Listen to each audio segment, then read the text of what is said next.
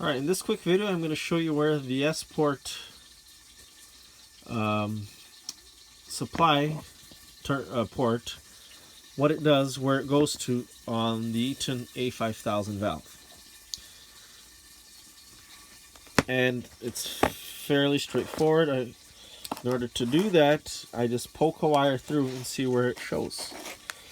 And as you can see, it shows through there, so I know that this port is connected to there, and similarly there, I know that this port is connected to that port, to there, and then since this aligns with that, then goes in to that hole there, which then goes into the piston and moves it. If you like this video, be sure I have a whole little series on the other terminals and how they work.